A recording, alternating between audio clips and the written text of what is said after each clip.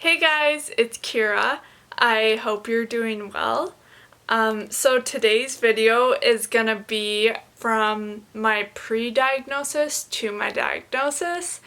I'm gonna explain all the symptoms I was going through during that time, and I'm hoping by sharing this I can help someone else who is going through similar symptoms feel encouraged that they can go and see a doctor and get this disease under control.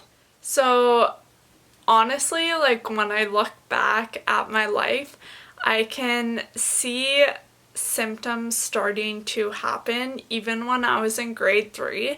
When I was in grade 3, I started experiencing these really bad stomach aches and these weird sensations, and I have no idea what it was, if it was because I didn't enjoy school, if I didn't feel like I had a solid friend group, like my mom thought I was just plain sick and faking it, but it was different, it was weird, and I still look back to this day and I'm like, what was that? But yeah, so it all started there, and then eventually when I was 13 years old, I went to my doctor about this numbing stomach sensation, this weird feeling, what I now know today is called the MS hug, and they actually told me that it was because I was wearing high-waisted jeans. I just continued on with life and didn't really think about it. Then later that year, after I had just turned 14, I went to this like teen fest and I decided to get my ears pierced. Now, after this event happened, half of my face went numb, like exactly half of my tongue, half of my, like the whole entire face. It was the weirdest feeling ever, and I was like, this is weird. I texted my mom during school telling her about what was happening with me, and she ended up taking me to ER, and the doctor there said to me that maybe it was because when I got my ears pierced, they pinched a nerve, and I was really unsure about that. Again, they probably didn't correlate my symptoms and what I was feeling with MS because of how young I was. So then fast forward to, sorry, I have a book here with all my notes. When my mom started making this book, I thought it was kind of silly, but now that I look back, it totally makes a lot of sense because I wouldn't have remembered all the events that occurred if I didn't have it all written down. So I'm really thankful that my mom did this.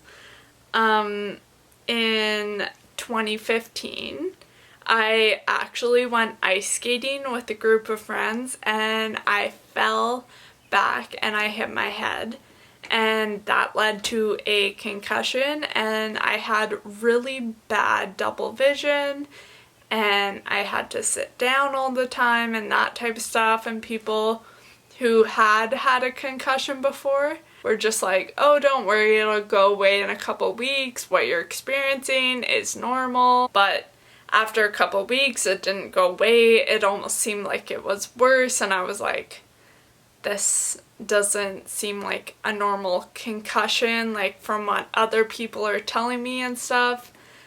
But eventually it did go away, so then I just continued on with life. Then in 2016, when I got my wisdom teeth removed, I wasn't waking up and I couldn't open my eyes, and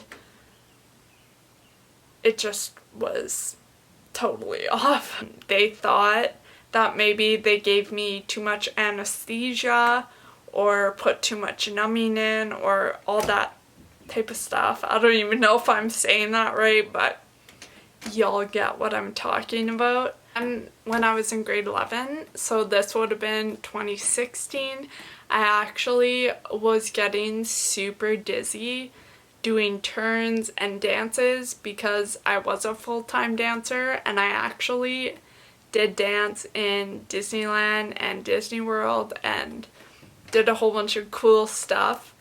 So I was getting super nauseated with dance, period. And I was just like, oh, maybe it's just because I'm super stressed because I'm going into grade 12 next year. Maybe I should stop and focus on what's coming next year, focus on my health and that type of thing. So then I stopped dancing, which was super hard, and I started my summer. Grade 11 to grade 12 is actually when I got diagnosed with optic neuritis, and the ophthalmologist that I saw actually sent me in for an MRI, and once I got my MRI, you all know what happened. And then I started grade 12, and that year was totally a game changer for me, and in my next video I will explain my grade 12 year.